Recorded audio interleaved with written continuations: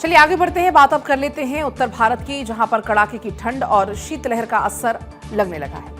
कश्मीर से लेकर दिल्ली तक सर्दी ने जनजीवन काफी प्रभावित कर दिया है। पहाड़ों से आ रही बर्फीली हवाओं ने मैदानी इलाकों में ठिठुरन बढ़ा दी है। कश्मीर में 40 दिन की सबसे भीषण ठंड की अवधि चिल्लाए कला अपने चरम पर इस वक्त है।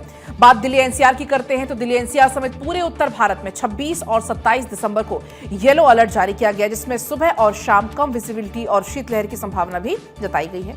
राजधानी दिल्ली समेत एनसीआर के शहरों में पिछले 2 दिन से मौसम तो बिल्कुल साफ था, लेकिन शुक्रवार को स्मॉग की मोटी चादर से राजधानी ढकी हुई नजर आई।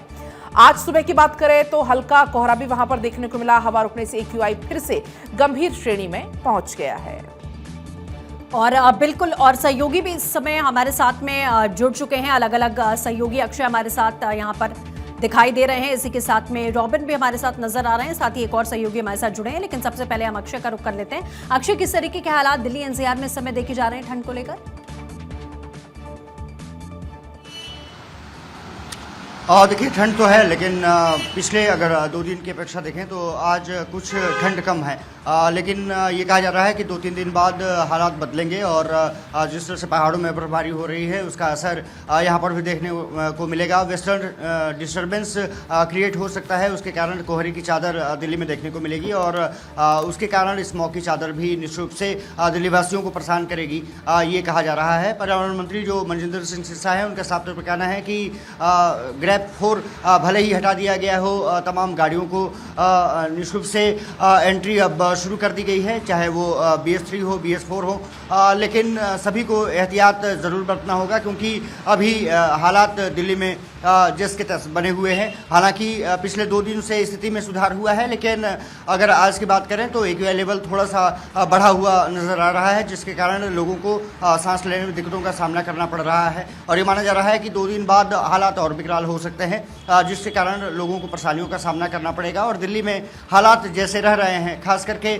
अगर हवा नहीं चलती है तो एक्यूआई लेवल तुरंत इंक्रीज कर जा रहा है। सरकार ने पाबंदियाँ हटा दी हैं, लेकिन ये माना जा रहा है कि पाबंदियाँ हटाने के बाद अब लोगों पर सबसे ज़्यादा जिम्मेदारी आ जाती है कि वो अपने आप को स्वस्थ कैसे रखते हैं। शायद सब कुछ सरकार ने प्रकृति पर छोड़ दिया है कि प्रकृति जैसा रूप ढालेगी वैसे ही दिल्ली वासियों को रहना पड़ेगा। हालांकि धूप निकली हुई है, लेकिन स्मोकी बिल्कुल अक्षय, जैसा आप कह रहे हैं कि आने वाले समय में यानी कि नए साल के मौके पर देखा जा सकता है कि स्मोक की एक बार फिर से चादर यहाँ पर हमें दिख सकती है। लेकिन इस वक्त हम हिमाचल का रुख कर लेते हैं। रॉबिन भी हमारे साथ जुड़े हुए हैं और राजकुमार भी हमारे साथ जुड़ चुके हैं, लेकिन सबसे पहले रॉबिन का रुख करते हैं। रॉबिन, किस तरीके की स्थिति आपको वहां पर देखने को मिल रही है?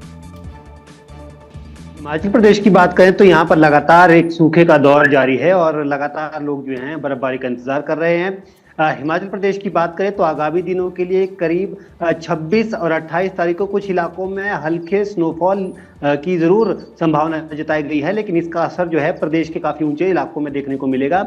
इसके अलावा जो निचले इलाके हैं और मध्यम स्तर के जो पहाड़ी क्षेत्र हैं, जिसमें शिमला, मनाली, कुल्लू जैसे तमाम पर्यटक स्थल आते हैं, वहां पर अभी फिलहाल मौसम साफ बने रहने का अनुमान मौसम विज्ञान केंद्र की ओर से लगाया गया है, क्योंकि न्यू ईयर पर इंतजार किया जा रहा था, खासतौर पर कि न्यू ईयर पर बर्फबारी हिमाचल प्रदेश में देखने को मिले, लेकिन उसको लेकर भी अभी कोई संभावना बनती हुई हिमाचल प्रदेश में नजर नहीं आ रही है।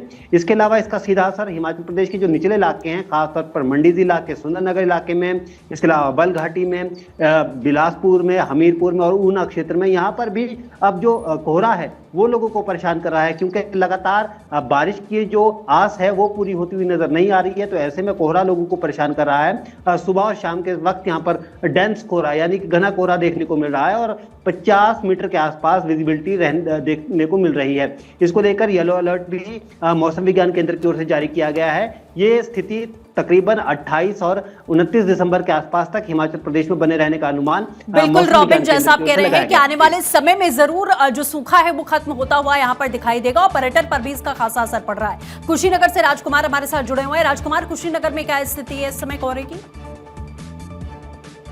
कोहरा यहाँ छाया हुआ है। हालांकि जैसे जैसे दिन बढ़ रहा है, वैसे वैसे कोहरे की जो विजिबिलिटी है उसमें थोड़ी उसकी जो इजाफा हो रहा है थोड़ी दूर। अभी की बात करूँ तो कम से कम 200 मीटर तक विजिबिलिटी है। वहीं तापमान जो है 14 डिग्री सेल्सियस तक पहुंच चुका है। लेकिन जिस प्रकार से हवा चल रहा है, हवा में ठंडक है, ठंड से जो जिंदगी है वो ठिठुर रही है। जिस प्रकार से यहाँ पे कुछ नगर की बात करें, तराई क्षेत्र है, यह दिसंबर का महीना है, कड़ाके की ठंड चल रही है, जिसके चलते स्कूलों की बात करें तो जिला प्रशासन ने स्कूलों के समय में काफी बढ़ोतरी कर दी है। अब जो स्कूलें हैं यहाँ पर 10 बजे से लेकर 3 बजे तक चल रही हैं। वहीं जिला प्रशासन का स्पष्ट कहना है कि जनपद में कोई भी ऐसा व्यक्ति न हो जिसको ठंड से दिक्कतें हो। इसको लेकर नगर इकाइयां जो हैं रैन बसेरों में पर्याप्त व्यवस्था किए हुए हैं। दूसरी तरफ जो समाजसेवी संगठन है वो भी गाँव में ऐसे लोग जिनके पास रहने ओढ़ने की व्यवस्था नहीं है, उन्हें कंबल जैसे तमाम सुविधाएं उपलब्ध करा रहे हैं, जिससे कि इस कड़ाके की ठंड से उन्हें दिक्कत ना हो। लेकिन मौसम के मार इन सबको झेलना पड़ रहा है, चाहे इंसान हो या बेजुबान, सभी परेशान है, क्योंकि तापमान जिस प्रकार से इधर घट रहा है, बढ़ रहा है। बिल्कुल ठीक है राजकुमार, फिलहाल आप तीनों का हमारे साथ जुड़ने के लिए बहुत बहुत शुक्रिया।